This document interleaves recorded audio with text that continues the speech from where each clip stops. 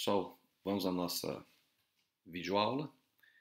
Hoje estaremos abordando o assunto termoterapia profunda. Pessoal, todos os efeitos do calor profundo, nós temos discutido isso também com o efeito do calor na aula passada. A diferença é só a penetração, a capacidade de penetração maior que o calor profundo vai proporcionar. Nós vamos atingir músculos e podemos atingir ossos também, tá?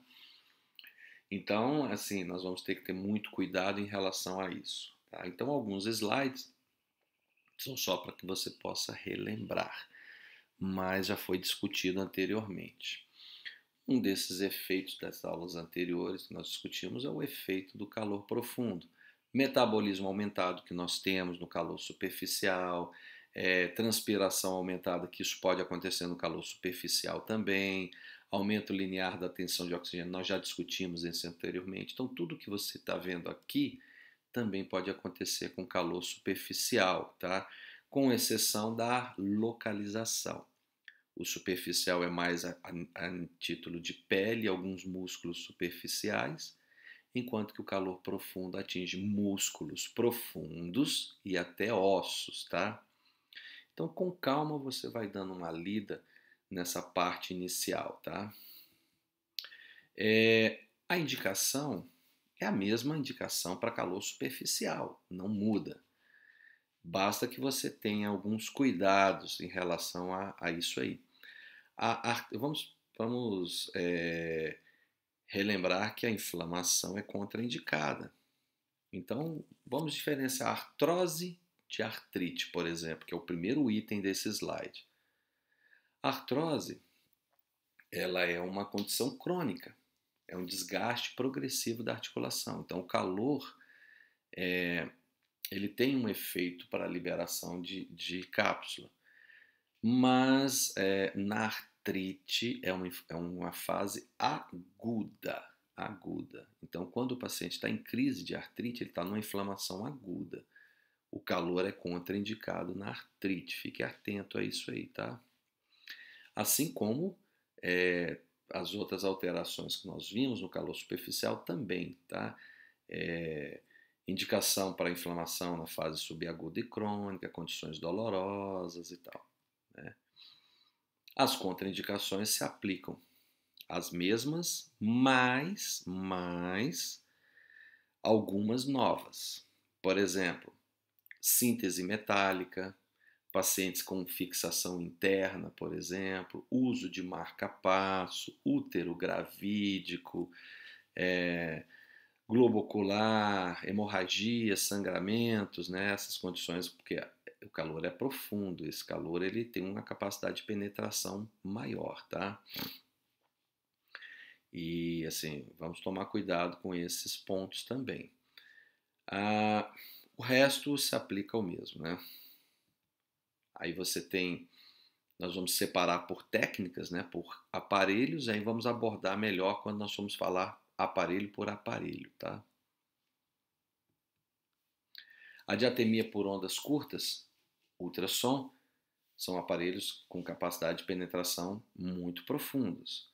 Então, ondas curtas, por exemplo, ele é muito contraindicado para quem tem marca-passo, para quem tem síntese metálica, aquelas fixações, aquelas hastes para fraturas, né, para tendões. Ele é tão profundo que ele atinge isso aí. E aí você pode queimar o osso do paciente, tá? Então fique atento a isso. Crianças com epífise de crescimento, a aplicação de ultrassom, de ondas curtas de calor nas epífises aumenta o metabolismo dela e você pode ter diferença de uma perna para outra, uma cresce mais do que a outra. Câncer e metástase, isso aí tudo já é abordado no calor anterior, mas fique atento porque eles não têm uma profundidade maior, mas esse tem. Então você tem um inchaço numa perna, por exemplo. Você não sabe o que é aquele inchaço. Aquilo pode ser tanto um edema de tecido, que vem de uma pancada de 3, 4 dias, que já é uma fase subaguda, como pode ser uma infecção, como pode ser um tumor, né? Eu mesmo já peguei paciente com inchaço, que ele chamava de calo, que na realidade era uma osteomielite, era uma infecção do osso. Se eu aplicasse o calor naquela região, eu poderia até matar o paciente, provocando uma septicemia. Então fiquem atentos a isso. O ultrassom não é diferente. Se você aplicar o ultrassom, se você colocar o ultrassom no dorso da sua mão e colocar um pouco de água na palma da mão e ligar o ultrassom, você vai ver a água vibrar. A capacidade do ultrassom ele ultrapassa todos os ossos do carpo. Então ele tem uma capacidade de penetração muito grande. Muito cuidado com o ultrassom. As mesmas indicações do ondas curtas se aplicam ao ultrassom. Tá? Então vamos ficar atentos a isso aí. Não aplique ultrassom em seio carotídeo, porque ali nós temos o gânglio simpático. A aplicação do ultrassom nessa região pode provocar uma resposta em todo o membro superior.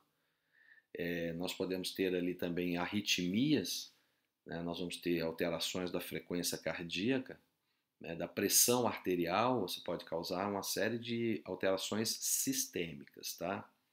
Então, muito, muito atento a essas regiões, tá? E aí o nosso primeiro aparelho de calor profundo, o ultrassom. O ultrassom são ondas mecânicas, não são ondas sonoras. O ultrassom sonoro, ele se propaga no ar. O ultrassom mecânico, não, ele não se propaga no ar. Então, o que é uma onda ultrassônica? Uma onda de ultrassom, por exemplo, mecânico, do nosso aparelho. São vibrações. Essas ondas ultrassônicas, elas oscilam de 20.000 a 20 milhões de ciclos por segundo. E ele é classificado em Hertz, né? Para isso, nós temos um equipamento, que é o cabeçote do ultrassom. Este cabeçote tem dentro dele um cristal, que é o titanato zirconato de chumbo, um deles, né, o PZT. E quando a corrente elétrica que vai pelo cabo atinge o ultrassom, ele faz com que ela vibre. Essa vibração vai submeter a corrente a uma alta frequência. Essa oscilação de dilatação e retração do cristal, quando em contato com a pele, faz com que a onda ultrassônica atinja o tecido e se propague por ele, tá? Então tá aí o cabeçote transdutor. Embaixo, na área de contato, você tem o diafragma metálico, nós vamos falar disso aí mais para frente. E ali nós temos o cristal. O cabo condutor conduz a eletricidade até o cristal e ele faz todo o processo, tá? Por conta disso, nós vamos ter 1 MHz e 3 MHz de oscilação, sendo que 1 a frequência é menor, né? E 3 a frequência é maior. Mas vamos falar sobre frequência, tá? A frequência, quanto maior a frequência do ultrassom, menor a penetração no tecido, né? E quanto maior a frequência do ultrassom,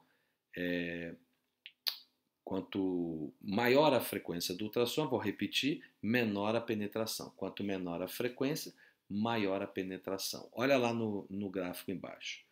Quanto maior a frequência, menor o comprimento de ondas e, quanto maior a frequência, menor a profundidade de penetração.